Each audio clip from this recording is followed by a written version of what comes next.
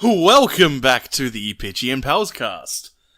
We have passed through the worst, and perhaps we are moving on to the blurst in this weird little project about looking at the Muppets. I guess this has in some ways been a test, a sort of proof of concept, because something I'm thinking about doing for the first half of next year is every Marvel movie in the build-up to Untitled Avengers Film 2019, and looking at what things I can do off the cuff, and what are the sorts of things where if I wanted to really do a comprehensive look, would we need to look more at doing a comprehensive deep dive and much more intricate research before each show. So that's just something to think about before we get into things. Let's talk about the Muppet movies we saw. First of all, we saw an episode of Muppets Tonight, a 1996-1997 television show, then Muppets from Space, and finally The Muppets 2011. So in terms of Muppet chronology, we've basically skipped over the last of the Jim Henson directed films, The Muppets Take Manhattan, which is about 85, 86, 87, somewhere in there, somewhere in the middle of the 80s. Then The Muppet Christmas Carol in 1992, Muppet Treasure Island in 96. So essentially that period where after Jim Henson's death, the Muppets kind of get relegated to this hell of, rather than being a cast of characters who explore genre, they explicitly just recreate already complete texts. And so, I guess I'll start with, how are you feeling, man? What are your general thoughts about today's experience? Well, it's so weird, because we're on a more general journey, but now it was a little journey even tonight with what we saw. It feels like I watched something die, and then I watched it kind of be recreated in some way. Something died, and then something was reborn, and I still can't tell. I like recreated over reborn. Yeah, and I can't tell whether it was a Doctor Who regeneration, or if it was a dark necromancy. But something died and then came back. And that was the Muppets. And I think that's my general thoughts of the whole journey we've been on tonight. So, I guess to really frame the Muppets Tonight and Muppets from Space, which I feel are very closely interlinked as a period in Muppet history, I'm going to begin with a little passage from a book. And here is where I shall begin from. Alright, are you ready? Okay. No, we're not lying. Raw clobbered Nitro in the ratings 5.50 to 4.25. Nitro had settled into a pattern of finishing a point or so behind Raw every week. As you can imagine, Eric Bischoff was not pleased and decided that changes needed to be made, and fast. Unfortunately, these changes had nothing to do with fixing the atrocious shows the company was presenting. No, a completely different plan was in the works. The time was right, he believed, to beat Bill Goldberg. Actually, that had been the plan for a long time. Hulk Hogan would drop the strap to Goldberg at the Georgia Dome, then he'd win it back at Starrcade, in December. But somewhere along the way, there was a change in plans. Perhaps you're thinking that the change in plans was for Hogan not to beat Goldberg after all. Perhaps you're thinking that Goldberg was such a good ratings draw, house show draw, and merchandise seller that it would have been foolish to take the belt from him and put it back on Hogan, whose drawing power had waned over the past several months. You would be wrong. The change of plans was to have Goldberg drop the title not to horrible wrestler Hogan, but to horrible wrestler Kevin Nash. Nash had just been named a new head booker for the promotion, and once this happened, everything backstage went into disarray. It went into disarray for fake reasons, however, not real reasons. Confused? Basically, Kevin Nash, Hulk Hogan, and Eric Bischoff came up with a scenario to work all the boys. No, not to work the fans in an effort to make money, but to work the boys in, well, an effort to make them not so miserable. You see, pretty much everyone on the undercard hated Hulk Hogan. They saw him as a guy who was past his prime and needed to step aside to make room for new stars. Nash, however, was such a great politician that everyone liked him. In fact, no matter what he did, you'd be hard-pressed to find a person backstage who didn't think he was a really cool guy. So the plan was to give Nash the booking position, and Hogan, outraged with his loss of power, would pretend to quit. He'd disappear for a while, Nash would make everyone happy, and morale would improve. Of course, the long-term plan was to eventually bring Hogan back and put the belt on him again. Also, Hogan needed time off to film Muppets in space. Yes, of course we're serious. End quote. This is of course a passage from The Death of WCW by Brian Alvarez and R.D. Reynolds. Can you guess to why I'm opening with this, Matt? Because Hulk Hogan is in the Muppets in Space movie? Yes. Hulk Hogan has a 10-second scene in Muppets from Space, but something I'm vaguely alluding to here is Raw and Nitro. That's WWF Monday Night Raw and WCW Monday Nitro. 5.5 to 4.5 ratings. These are some of the highest rated things on cable television at that point in time. And while their product did have some different tone, WCW was more of a fake sport with these bullshit groups of thugs coming in and ruining every match at this particular point in time. And Monday Night Raw has just started for the last 3 months. It's just been this cool guy called Steve Austin beating the shit out of his boss every week. But they're up and up and up, and they're absolutely considered very much embodiments of the this cutting edge approach to television, of course, around the same time. That passage is from mid-1998. South Park has just entered the air. Family Guy is a year off production. The Simpsons is just past its peak. Edginess is key, and the Muppets does not know what to do with this. The Muppets finds itself caught in an identity crisis. And when we saw Muppets Tonight, you could really see what's happening there, where it's essentially seasons 5 and 6 of The Muppet Show.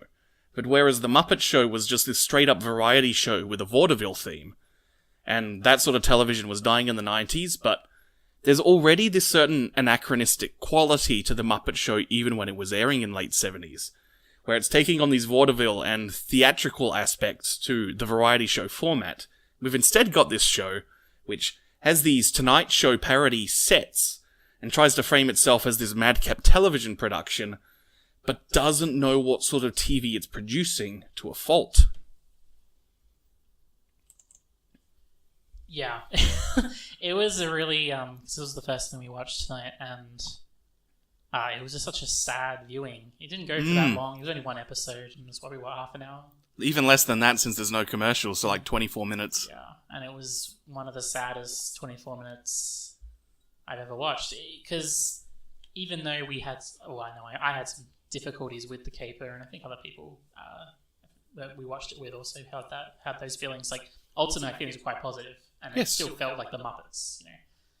And this, even though it had a few of the Muppets I remembered, for the most part, it just felt like a completely different production, and it just, like, all the magic was gone, all the comedic timing was gone, the wit, it was just an awkward, horrible show to watch. Yeah. And this follows through into Muppets from Space, a film which further reflects this identity crisis of the show by, in struggling to work out what it wants to do, it winds up making a film about a character's identity crisis. The question of the film is, who in what is Gonzo? And this can be further extended as a reflection of The Muppet Show and the creators behind The Muppets not having a clue what you do with this thing anymore. How can you be relevant in an ever-changing world? I guess I should bring up here Tim Hill, who was the director of Muppets from Space, some of the other directing credits he's had since. This was pretty much the first feature film he worked on. They have included Max Keeble's Big Movie, a writer on the SpongeBob SquarePants movie. In 2006, Garfield 2, A Tale of Two Kitties, Alvin and the Chipmunks, Hop, and we'll get to Hop next year. You better believe me. I have seething hatred of that film. Grumpy Cat's Worst Christmas Ever, The War with Grandpa, and in 2020, the SpongeBob movie It's a Wonderful Sponge. He's a Nickelodeon guy. One of the shit ones. It's such an appalling list of credits. I don't know whether to be upset with him or just incredibly sad for his life. I don't know. Depends how he feels about these films, I guess. But He got paid, so what does he care? Yeah, I think that the fact that Muppets in Space has Gonzo as essentially its main character, and that the question of who is Gonzo, like what is Gonzo, and what species is he, what is his origin, stuff like that. That I think that is kind of something that you see in a lot of long-running stories, whether it's a TV show or a movie series, whatever it is, where things that never needed an answer suddenly become the only thing you have left. So it's like, I think it's like these two things going on where you have these producers not knowing what Muppets needs to be anymore or what it can be, and also just running out of ideas in general and just like circling the drain. What is a story we can get for the Muppets? Yeah, and I think a part of what happens here with long-running franchises is you have ideas and you have themes. And once you have... And here is, in a way, a bit of a problem with when you've constructed good stories, where you've had characters who have grown and developed and changed, is they become fully realized people. And that's no longer interesting. The central sources of conflict that would drive stories is no longer there. And so, rather than making stories about ideas and themes, it then becomes stories about lore. And this, in some ways, is kind of a portent of things that were to come in the internet and the YouTube age, where this is a film which is doing the sorts of things that a CinemaSins type crowd would actually want movies to do. It's, what is interesting about the Muppets? Oh, the species of Gonzo is what matters, not metatextual discussion on the production of film and to a certain degree the plasticity of character archetypes that you can slot a bear and a frog into an investigative journalistic role and it'll work because they're actors, and that's what's more important than their species. Now the species is all that matters. Yeah, and it's also just so simplistic as well. Like, you can tell that the people in charge of creating this film just don't quite have that talent or intelligence to make the kind of films that came before with the Muppets. What was I going to say about that? I think it's important for us to say that it's not that there isn't a story to be told about a character who doesn't know who they are or what they are and trying to learn and journey. Indeed, The Muppets 2011 does exactly that. Yeah, so it's not that we're saying that a story like this couldn't be well done. It's just that it's clearly not something that mattered to Muppets in general, this idea of who Gonzo is. It was just a joke. It was like a one-off thing. Yeah, it's just a joke about some weird artistic direction. Yeah. It's like, well, what is Gonzo? Is he a vulture? And Kermit shrugs it off because when they first make a joke about this in a Muppet movie, is in the Muppet movie at Kermit's low point, and it's just an aside joke in a scene which is all about Kermit reconciling his responsibilities as the leader of an entertainment troupe. Like, there's ideas there which are important, and it's not, what is Gonzo? Yeah, it's a lazy, simple movie, both in like its general themes of the fact that it's focusing on such a question that doesn't matter, and also in like the nitty gritty of like the moment to moment of the film is also just really cheap and poor. Like, none of the individual jokes land. And the cinematography. Yeah. And the set pieces used, more specifically. Because, like, the sets are fine, but when we saw the Muppet movie, it's just this incredible amount of really nice, naturalistic lighted, landscape-oriented cinematography. And The Great Muppet Caper also has a lot of good establishing shots, moving into a more urban environment. But then you also get all those sequences, like we complained about last week, of the musical numbers that go nowhere and don't really reflect anything in characters' mindsets.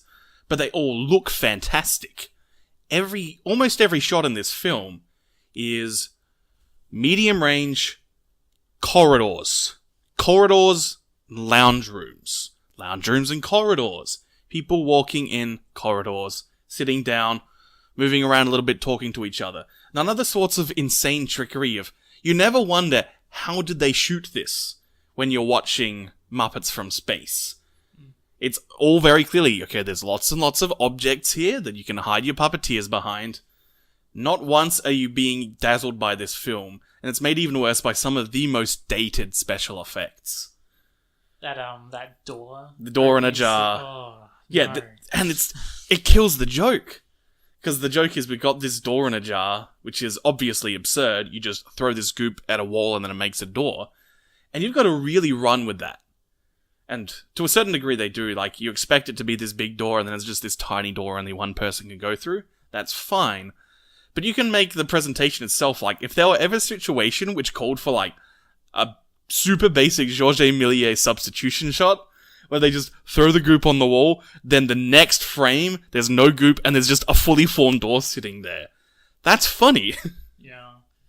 Or even they could have just, like, exploded, and it could have been like, well, it's a door. Like, and, like, they're all, like, yes! smoking, and Yes! there's static, everyone like, oh, wow, Yeah, yes. the door in a jar is just plastic explosives, Yeah. would also be great. We're making a better movie here. Yeah, and I think there was, like, we talked about the door making thing. Like, there's a whole bunch of gadgets that they gave them during the movie. And, like, it was interesting to me how none of them paid off in any comedic fashion at all. Like, everything was just like, this is what this gadget will do. And then they used them. Yes. It essentially as they were directed to, and it works. Yeah. Like, the scene where Miss Piggy tries to woo a security guard to let her through a gate, and it doesn't work, so she uses the mind control spray she was given. That's the scene. There's no setups, reminders, or payoffs beyond she has the spray and she uses the spray, and there's no subversion of expectations here. You see this and you go, well, her wiles aren't working, so the spray will work, and the spray works. You don't always need to subvert expectations, because there is a comfort and a satisfaction and a joy in thinking, hey, this thing's gonna happen, and then being proven right. But when you're making a comedy, this is what you gotta be about, that you establish rules and then you break them, and you always change up the rhythms on which you break things. So that way you have those moments where something will happen, and then it will sit with you, and then, damn, that was a good one. None of that here. I wonder whether, with my experience of watching this film, whether I often got a feeling of how tired this movie felt. Like, everyone in it and everyone making it just kind of felt like really tired. And I wonder whether that hurts comedy like adversely more than any other genre. I feel like you could probably put together a competent action or drama movie going through the motions. Well, you can be excited and make a shit comedy. Ghostbusters 2016 is a really good example of this. Fair enough. Where everyone on that set was having a blast. Suicide Squad as well is a film where pretty much every experience everyone had on that set that didn't involve Jared Leto, you listen to the actors and the production crew, they all had a really good time shooting it. Especially since it was a film where the director didn't know what to make of the script he was given. And so he straight up went, okay, let's find the movie in the shoot. We'll just do long takes and we'll just mess around and try and find out the character and tone we want to get from there and fix it up in editing. They didn't fix it in editing. It had 3 different edits. They're all bad, probably. But you can have a good time on set and still make a bad thing. But yeah. And sometimes, like, I think this is where, like, a lot of the appeal of Bill Murray's comedy comes from, is that he always seems like this confused, tired, miserable man. And that's funny because everyone else is energetic and creative. And so this guy walks onto set and he always seems like, in any film he's in, except for maybe like a Sofia Coppola film, he always feels like he shouldn't be there in the shoot. Yeah, you wonder whether... I would really love to see Bill Murray. I'm not sure if he ever guest starred as a host for the Muppets. So that would Nah, wrong time. Such a shame. I feel like he would have been amazing. I think him and Kermit would get along. Celebrity predictions with the Muppet Show is always an interesting one. Because you look at things like... My favourite example from the Muppet Show is the Spike Milligan episode. Where you hear, Spike Milligan, Mr. Goon Show. The definitive, most influential madcap, absurdist comedy series of the middle of the 20th century. This guy's gonna be amazing. And none of the jokes work. Because they're on different pages. The Muppets are going in with this idea of, we've got this comedy legend, let's set up some things for him to do his stuff. Spike Milligan goes in, and here's the beauty of the episode. He goes in thinking, I'm on American free-to-air television. What shit can I get away with that they won't realize I'm burying them for doing? And so he's going in, just trying to sabotage every single scene that they shoot. And it's amazing for that reason. But it makes for a really bad episode of The Muppet Show, where you want hosts who can really play off and really interact with the characters well, like the Mark Hamill episode is an absolute classic. It makes me wonder, because one of the something that can be really fun, and one of the reasons why, for instance, Muppets Tonight was so disappointing to me, because I love the idea of a production that is completely chaotic and madcap and is struggling in the background, but you see them, it kind of works in the narrative of the story. Mm-hmm. And you see that as well when we talk about Muppets 2011, as well when we talk about later. And but that's also like the opening scene of The Great Muppet Caper was establishing that it's gonna be a movie and we're playing with genre, but we're also gonna break it. Yeah. And I guess it shows in real life that doesn't really happen. Like, if there is like actual chaos in the background, it will just be a shitty show. So that's something that we just can enjoy with the Muppets, but not in real life. I would, even though it's like a really tiny point, I would like to say that the music in The Muppets from Space is absolutely appalling. It is some of the worst music in film I've probably ever heard, just because it's... Yeah, there's two facets to the bad. Tell me which one you're going to go with. Oh, I can go with both, but I feel like I'm going to go with the annoying porno beat first. Yes. Yeah, the original compositions for this film all sound like bad porn beats. It just adds to that depressing kind of feeling. Like, this is so lazy. Low rent. Yeah. And the fact that it's very similar beats. Like, it's just, like, they often use the same pieces of music, whether they're like commercially bought or if they've been actually composed. It just adds to this kind of like, what is this? It really felt like, it's funny that you said when we were watching it that every movie past this before I got to 2011 was straight to DVD. Mm-hmm. And this felt very much like a straight to DVD anyway, really. Yep. Just that, everything about it, the look, the feel, the writing, every individual aspect just felt tired and phoned in. And the music just added to that atmosphere. Yeah, the other part of the music that's a problem is in the Muppet Show, there are a lot of musical numbers because it's a vaudeville variety show. And a lot of the time they're simply performing covers of songs of the times and songs slightly before the times. A lot of Motown pop songs, a lot of contemporary 70s pop and rock songs. Moving into some 80s songs as the show moves into the 80s. And in Muppets Tonight, we saw the songs they were using were songs of the 70s and 80s. And the episode, so we watched the episode with Dennis Quaid. And when I was preparing for this show, I watched an episode with John Goodman, which had She Blinded Me with science in it. So they're singing 70s and 80s songs, and we get to Muppets from Space, and the bulk of the soundtrack is 70s and 80s pop songs. They're not comfortable with using anything past the era in which they started the show. And that further adds to this sense of the Muppets don't know who they are or what they're doing, and no one working on this show and this franchise understands what you can do and how you can communicate in a darker, more cynical age, I suppose. Which is funny because they talk a little bit about that in 2011 as well. I'm going to get to 2011 in a bit. Yeah. But I want to talk about the politics of the Muppets. Can you describe to me the politics espoused in these films so far? Or the Muppet movies we watched? Wow. The politics? Yeah. What's the political stance of the Muppets movies? I don't know. Like, generally the main cool thing they keep trying to get across is generally that togetherness and just trying to stick together no matter what the circumstances are. So what I'm getting to here is there isn't a political stance, is there? Okay. Yeah, I wouldn't say so. There's no explicit political stance. Now, of course, as always, everything that is made by humans is inherently political because They're humans who live in a society, and they make things and interact with each other. And when you are making a text that is apolitical, the political stance you are taking is endorsement of the status quo that you live in, and have made this thing in. And thus will be reflective of the hegemony and the norms of that time. So if you look at, say, the Muppet movie, in a time in which America still had a predominantly identifying as Christian community, and with the move to a more overtly secular democracy, I mean, strictly speaking, it was always founded as a secular democracy, but that's moving into a more thing. And so you see that the only sort of religious connotations there is a couple of digs at Hare Krishna, a minority group who are also seemingly benign.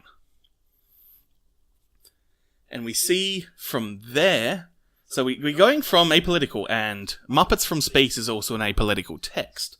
But, whereas the Muppet movie and the Great Muppet Caper are late Nixon, Reagan just starting to campaign around the time of Great Muppet Caper, we've now jumped to texts made post-Reagan, post-Bush Sr., end of Clinton's period.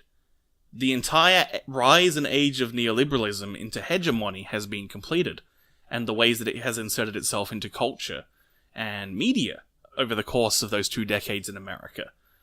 I'm bringing this up because the villain in the Muppet movie is a business owner.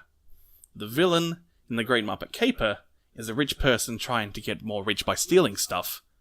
What's the villain of Muppets from Space? Government. The government! Yeah. So even when you are trying to be apolitical, you will be pulled towards a certain direction based on where, essentially, like, I'm using this to make a point that's unrelated to the Muppets, but something that you will hear in discussion of liberalism as a philosophy is that it will, when left alone, be pulled towards the political right. And this is an example of the sorts of ways that it happens without anyone really noticing it or calling attention to it. And if you do, you sound like a conspiracy weirdo. I hope I didn't sound like a conspiracy weirdo through this period. Tell us in the comments if Adam sounded like a conspiracy weirdo. Yeah, no, it's an interesting point, and it shows that even in something as easy going as the Muppets, that there's always going to be a little something there. Like, there's always, like, no matter what is being created, there's always going to be a little piece of the person who creates it. Mm-hmm. Whether that's their political feelings or just anything about their personality can kind of crop up if you either look for it, or it could just be right in front of you. And this is a great example of that there's always something to look at, no matter what the text is, even if it is terrible, like Muppets in Space. And so we move, should I mention Hulk Hogan again here? Yes! Probably should. More wrestling trivia. Okay, Hollywood Hogan, he's had his heel turn. This is the period when the NWA angle is really, really starting to feel its length, which means it goes for another year. Because WCW is terrible. And so he pops up as a villain. And, like, Hogan's done cameos like this in films before. The Gremlins 2 one is an absolute scream. He just yells at the Gremlins because they've literally torn the film apart. And yells at them to fix up the cinema and get it going again. That one's fun. This one is so weird. Because he's come in to make this joke where the joke is, hey, what the hell is Hulk Hogan doing here as a stooge of a secret government organization? And he doesn't play off that at all. He cuts a WCW promo. He gives a shout out to his brothers in the NWO. What are you doing, Terry? I feel like he's just being who he is. Like, Terry is being Oh, yeah, Terry, don't break kayfabe, brother. But to me, it's more what are the producers of the film doing? Like, yeah. Why would they allow him to Why have you not scripted a joke to play off him and his history and his legacy here? You've essentially paid him money to do a wrestling promo. To do an angle! Yeah.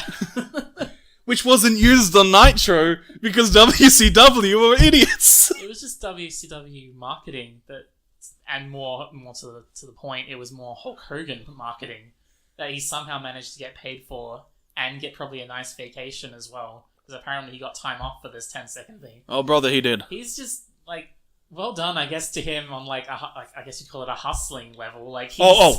Hulk Hogan, Terry Bollea is the best. And it comes to the history of playing the pro wrestling backstage game. He is the master. And here is just a weird little example of the ways that he can simultaneously convince people to pay him money to amuse himself. How he finagled this, and I guess maybe just shows us how little these creators of this movie cared. If they were just like, yeah, okay, we got Hulk Hogan, just let him do whatever he wants. Yeah, we're paying money. I don't care. Yeah, and every other time there's been a cameo in these films, and there's lots of cameos we haven't talked about. Some of them you probably just haven't recognized because you aren't a child of that era, but none of them are called to attention in the way of having a character explicitly say, wow, it's wrestling superstar Hollywood Hulk Hogan. Yeah, I thought that was even going to be part of the joke, the fact they explicitly called it out, but no, it was just part of his marketing. It's just, oh hey, he's there, brother, I'm gonna cut my angle here, and new world order, for life. Anyway, this film also has, as a cameo, the cop from Scream himself, David Arquette. Why am I bringing this up after Hulk Hogan in comparison to any other cameo in this film? Because David Arquette in 2000, thanks to terrible writing by Vince Russo, booked him as WCW World Heavyweight Champion, making the Muppets from Space arguably the second most pro wrestling thing was seen on this series, after The Wrestler 1974. This has more wrestlers and more wrestling champions in it than any film. Like, it has more than the Darren Aronofsky one. That just has fake people in it. That has actors, no real champions. This is more interesting to think about than any of the lazy, terrible jokes in Muppets from Space. I talked in the first one of these we did about how humor is derived from the violation of norms. And in particular, the norms that the Muppets are really good at playing around with is conversational norms, genre norms, and structure of film and television norms. They don't play with any of those throughout this film. There's these lazy, petty, mean-spirited quips about people, there's manipulation of your friends, the occasional visual gag where they'll just throw something at the screen, or hurt someone. None of the comedic stylings of the Muppets are present in this film, ultimately. They don't play around with that last one, but they do fail at it, the structure of film. Mm-hmm. That's not a joke. They just didn't do the movie well. There's like a lot of like elements that I've forgotten about for a long time and then brought back suddenly. And the acts don't really fit together and stuff like that. And there's a couple of times where there's pop culture references in this film. And there's one time where they consciously back away from one, which is the villain picks up a big science fiction gun, and they remark on how, look at this nice big sci-fi gun you've got, and then he just has it. Of course, they have to do this, because otherwise they'd be alluding to the film Men in Black, which had come out a few years earlier, which of course is one of the greatest jokes about sci-fi guns in history, where Will Smith expects to get a big gun like Tommy Lee Jones, he's given a tiny gun, he thinks that they're burying him, but then he discovers when he fires it that it is by far the strongest gun in the arsenal. I want a video so they can't allude to the joke, or the scene, because then they'd be acknowledging that a film did jokes better than the Muppets. And so they just say, hey, look, a gun. And that's Muppets from Space in a nutshell. Yeah. I was very sad to watch this film. I think, to sum it up, as I felt almost something akin to grief while watching this. You were sad to watch this film, and producers were sad to greenlight more Muppet movies at the cinema. And so it took another 12 years for The Muppets 2011, long after the Disney buyout has happened in the early 2000s. As we even see at the end of the credits when they're described as Disney's Muppets in the cast list. And so we continue in text form this journey of identity and questioning who and what the Muppets are, as we now get this, having had this film which just winds up accidentally reflecting the identity crisis the Muppets have had, we have a film which not only does a villain make a speech, clearly outlining what he thinks the Muppets are not, we have a speech by a human character talking to his brother Walter, where he says that growing up is knowing what you are meant to do. And that is the film's thesis statement about the Muppets as a concept. So what are the Muppets, according to the Muppets 2011, Matt?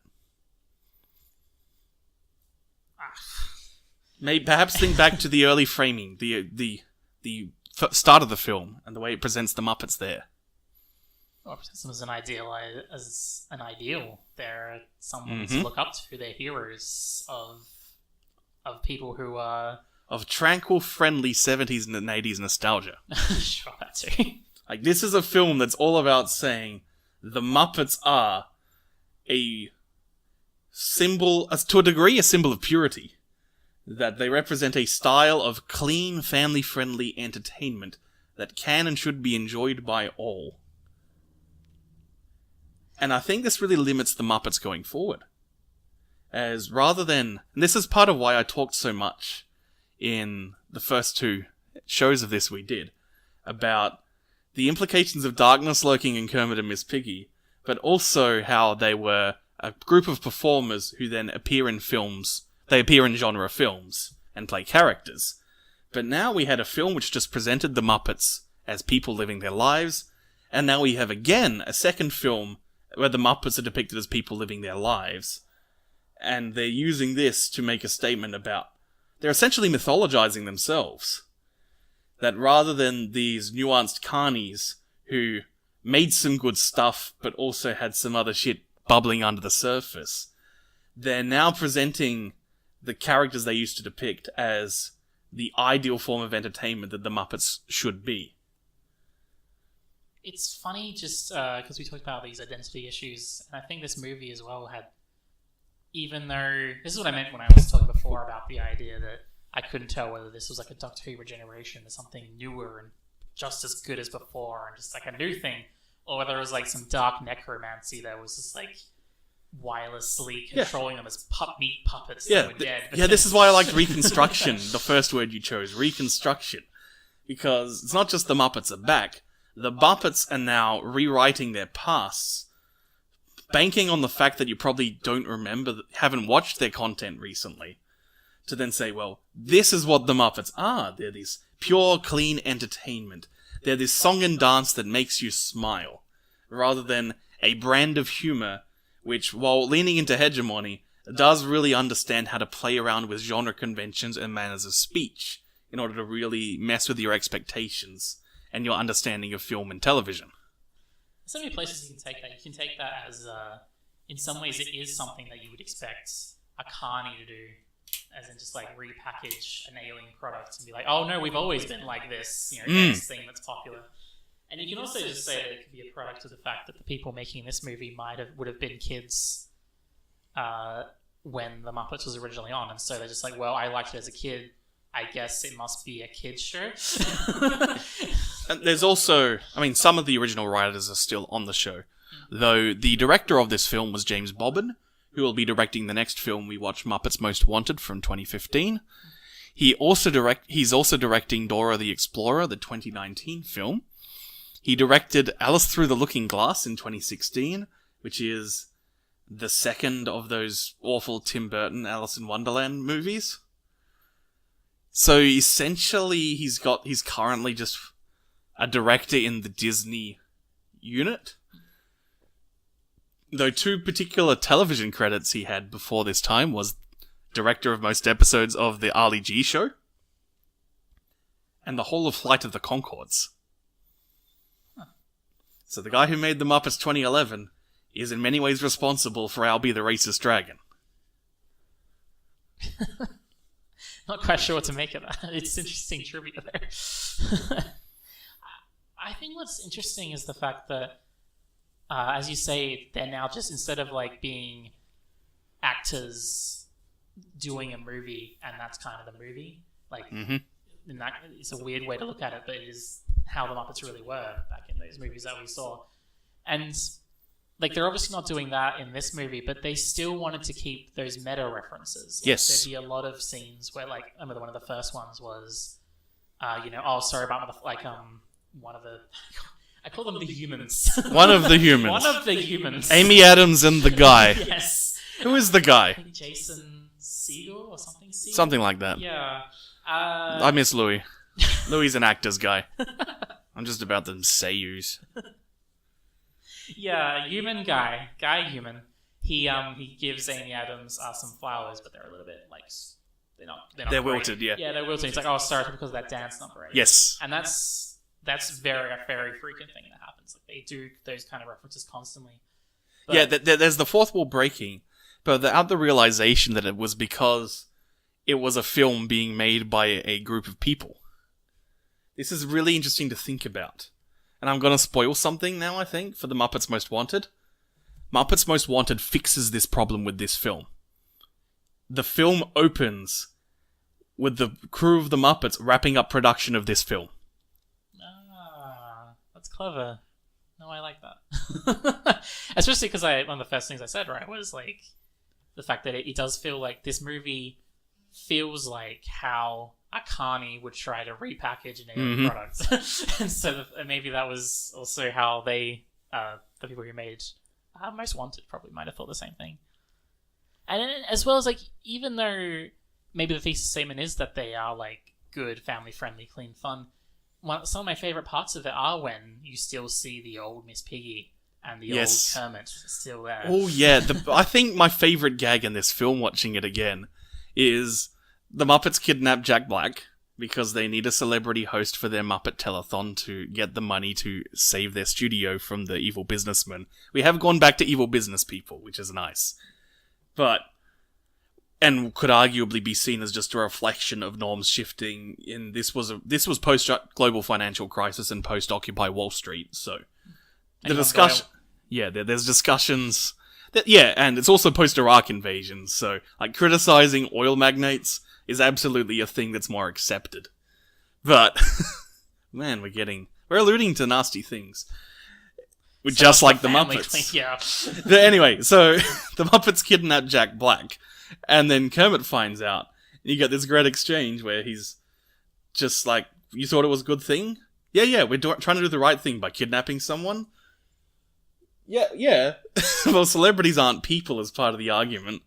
There's a bunch of fun little banter here, but ultimately, it only takes Kermit the Frog about 30 seconds to be okay with aggravated assault, battery, and kidnapping. Well, there's a business opportunity. Absolutely. Well, he can't unkidnap Jack Black, but he can take advantage of it. He can make money. He can make him a draw. It shows that, like... He can let him be tied to a chair and have Gonzo prepare to throw a bowling ball at his head. Well, he's not going to be able to stop it, so he just takes advantage of it. Absolutely.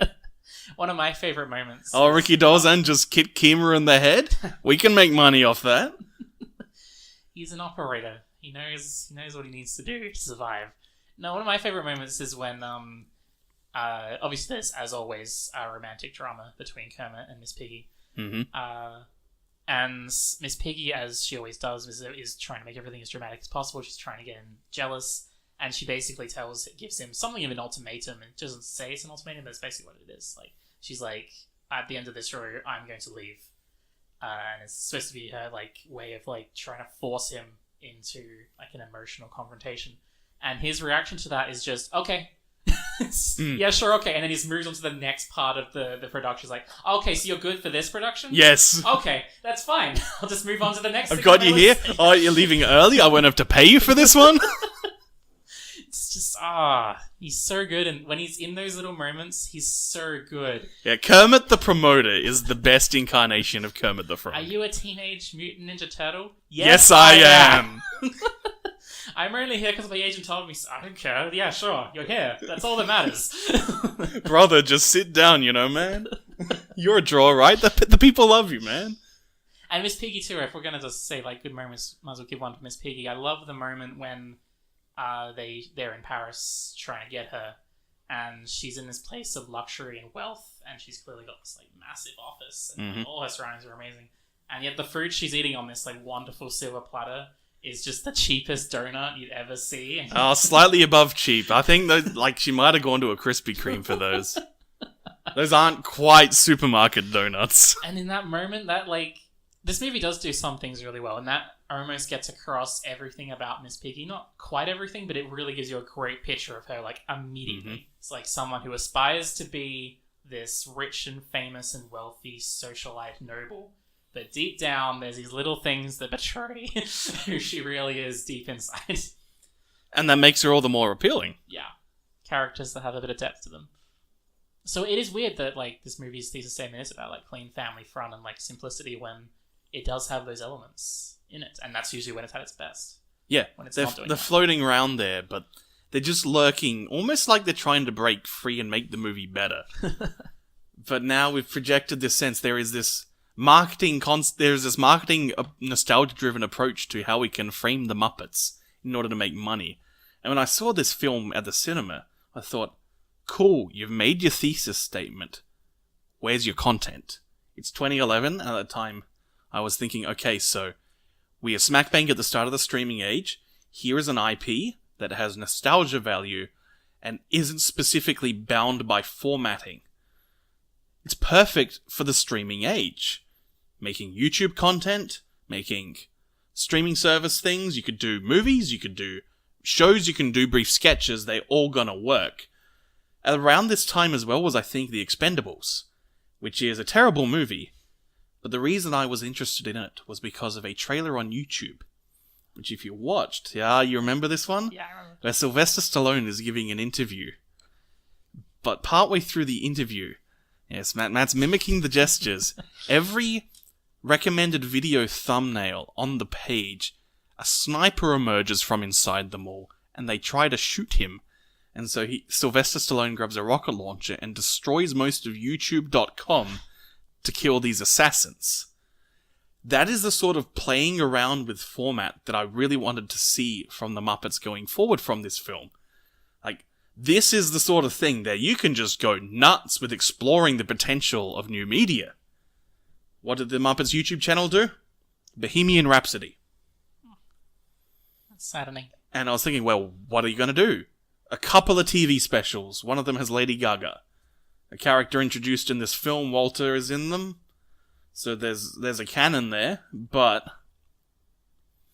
nothing. All they've really done since is another movie, which is a direct sequel to this one. And I think that really hurts this film and its thesis statement and really makes it so weak is you make a movie dedicated to building up a certain narrative of the Muppets, but then they never followed through on it, which in turn makes the film less valuable. It has less utility. I think this is kind of so good, but this is all it makes me think of is the fact that if they weren't going to do more with this, I would have liked a much different ending, because it had that very uplifting ending. The ends, basically the end of the movie, even though they don't make the 10 million that they need, apparently, to get their studio back, they eventually...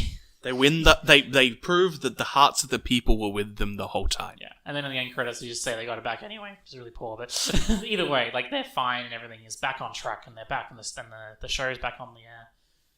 I feel like if they weren't going to continue on with that, it would have been a much better ending if what Kermit says right near the end of the movie is actually proven to be correct. Yes. Like, we tried our best, we showed who we are, we believe in ourselves, and we have come together as a family, and that's what's important, not like fame and fortune.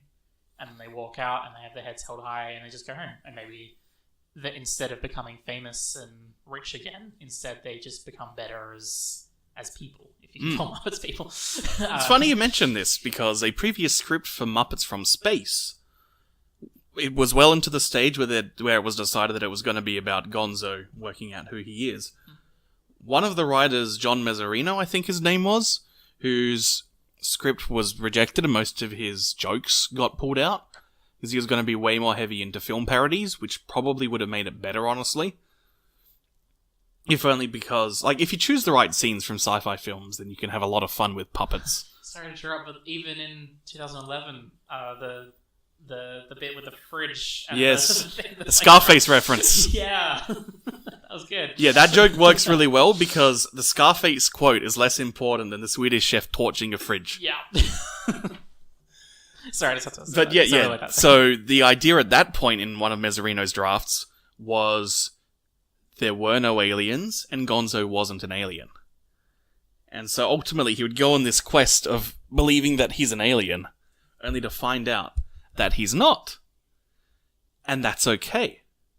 Because, to go full on Foucault here, like, his upbringing and the circumstances of his life, his actions and his beliefs, and the things that he does, define him rather than some sort of essentialist approach of just a natural, of like, his destiny being determined by his birth. It's just, no, like, you are Gonzo because you think it's cool to shoot yourself out of a cannon and throw bowling balls at Jack Black 12 years later.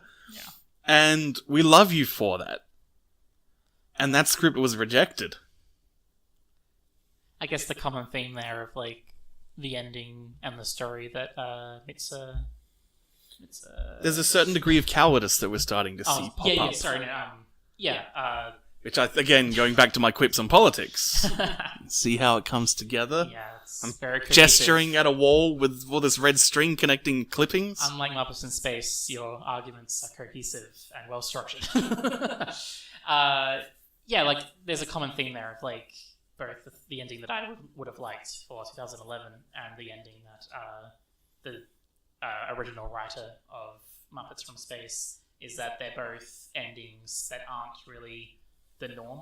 That's not really how most stories would end, and instead with Muppets from Space, they go with the most obvious ones. Like, yes, he is an alien, and he learns to be happy because he's found out who he is. And then he's happy because his destiny was met. Yeah. Like, the conditions of happiness that he defined right at the start were met instead of... What he wants was also what he needs. Yeah, which is bad. Yeah, for reference there's a general convention in script writing that conflicts can be framed in terms of what a person wants versus what they need. And so you start out wanting something, and then you find out that what you need is something else. Like this film. To use a really... that's... By this film, I mean The Muppets 2011. Where the film is bookended by a song, which has the lyrics, "I've got everything that I need." And in the beginning, what is presented there is two brothers living in this very happy life in this idyllic, terrifyingly idyllic little white suburban town. And the brothers spend all their time together, and the older one never commits to the relationship with his girlfriend, Amy Adams. At the end of the film, what they need is he proposes to his 10-year girlfriend, and Walter joins a bunch of carnies. Yeah, what they wanted is not what they needed. It's almost like 2011, despite having little rough patches, is a better movie than Muppets. Yeah, in every way. Like, it understands movies. Yeah. It understands Muppets and movies. Yes. Like, that was something I wrote really early on. Like, even though I wasn't sure whether I was going to like the movie or not, because it was so early on. It took you like 10 minutes until Kermit appeared, and you were not ready for that. And just like, where I was like, at least these people have an understanding of who Muppets are. At the very least, they have an inkling of that. Mm-hmm. And that really helped. Yeah, like, I don't think the problem with Muppets 2011 is whether it understands the Muppets. I think the problems of the film are ultimately that what it thinks the Muppets should be aren't what we're quite getting at what we think the Muppets are and should be. Which is always interesting, because, like, I think that can happen with such a long-running series. I'm sure, like, we're saying that what we like about Muppets is that little bit of edge to them. But I would bet if you ask other people, you would get a whole, like, host of different answers of what the Muppets mean to them. Some it means that song where they went "Mana Although even then, like, the reason why that sketch is great is not because there's this catchy little song. Have you ever seen the Mana clip? Not. Well, I think I might have, but it's been so long. Alright, so there's a guy who goes Mana and two aliens that go do do do do do do do do do do do do do do do do. Every time they repeat the song, he steps a little bit backwards in the frame, and he moves backwards and backwards and backwards. It's like this generic gradient background until he's almost out of the camera. He's so far back. And then he runs in forward and does the Mana again. Ba-doo-ba-doo. Then he starts moving to the left, and he eventually leaves the scene, leaves the set, leaves the building. Finally just yelling some bananas. They go for one last round of do. It then just goes back to the drum beat. Kermit the Frog in his office receives a phone call. He then has to go through the building to bring the phone call to the dancers. And he says, hey, you got a message for you. And they pick it up. Mana. That's what makes that sketch great and so memorable. It's got nothing to do with the song, and everything to do with this absurd little story of someone who will not let it end. Which is kind of works well with the Muppets, in that it's something that continues on for such a long time, despite. And it seems like the Muppets are a story of entropy. They are doomed to die, and doomed to lose their comedic luster. The sun will burn out, and Kermit the Frog shall cease to say hi-ho. Well, I think that's... Well, like, that's a joke you're saying, but, like, I do think that's interesting, because we talked about earlier the fact that when characters self-actualize the end of a good story, there's kind of nothing else to do. And I think the other problem is that if they don't self-actualize, is that eventually the same conflicts will get boring. And I feel like, especially with this one, it's like, because it had been so long since there'd been a Muppets movie, that I feel like you could do many of the same things. Like, a lot of things I felt like kind of that person who's just like, oh, they laughed, they clapped when I saw that reference. Like, I saw Kermit, and he was being Kermit, and I liked that. Even though there was nothing new about Kermit, I just enjoyed seeing him again. Yes. Absence makes the heart grow fonder, but even so, you don't want them... You want to see Kermit, and you want to see Kermit do Kermit things. But I don't think you want to hear hi-ho, it's Kermit the Frog. You don't want to hear, it's the Muppet Show with tonight's special guest, yay. You probably don't want to hear the Rainbow Connection again either. Because that's a song which, as I've discussed before, check out Muppet Movie Explained, smash that like to get more. And here it returns at the end of the film as essentially what is supposed to be the closing act of the Muppet Telethon, as this anthem of nostalgia. The lovers and dreamers and me is everyone here, rather than Kermit making himself distinct from the lovers and dreamers because, of course, he is the one manipulating them. It's that thing where that's when the movie's kind of at its worst, and where most either remakes or like reimaginings or whatever can kind of Cloying nostalgia projects. Yeah, like when you start adding in references to things without understanding the context behind them. I am always drawn to, like, why is Pyramid Head in this new Silent Hill game? For some reason, is the main example. But why does this film open with the exact same sky shot as the Muppet movie? Yeah. And that's when the movie's definitely at its worst, because it's not it's not having an interesting take on the Muppets, it's just doing the Muppets again. And I feel like it gets away with it for the most part just because of that long absence. As you say, moving forwards, it needed to do something else. Yeah. And we'll see where it goes as we watch The Muppets Most Wanted next week. Yeah, I don't know if I'm excited. Trepidatious. Trepidation is definitely there, yeah. I don't know if this new, like, this reincarnation or recreation is just going to, like, turn into a husk, or whether it will grow into a beautiful new being. It's tough to find out, I guess. A wonderful frog bean tree. Surely there's been a Muppet Jack and the Beanstalk at some point. There's a Jim Henson produced The Frog Prince short. Kermit plays the Frog Prince. Well, there's been so many shows, right? You think maybe they made a Jack and the Beanstalk reference at some point? Probably. Yeah, probably. Is that how we're ending this? Well, this went nowhere. If you know that there's a Jack and the Beanstalk reference in any Muppet, Smash that like button! Smash the like button. Rate, comment, subscribe. It's our call to action. Find out, say if Adam is a conspiracy theorist, and say if there's a Jack and the Beanstalk reference in the Muppets. That's our task for you. Got any other comments that you'd like to add before we wrap up today? No, I think we kind of got everything out. Okay, good, done. Right. I will say I mostly liked this film, the 2011 one, and I was not expecting to. And so despite the little issues that I had and the fact that I'm trepidatious and have some anxiety on seeing what happens next, I was pleasantly surprised at the fact that it mostly gelled together. After going through the depths of darkness, we have returned to a status quo, and we have found that we have changed too much for the status quo to be acceptable. Okay. Hero's Journey, everyone. Next week's the sequel, though. And what do you do when you've completed your hero's journey? You just do it again. I guess so. I guess we'll find out. Tune in next week. Goodbye.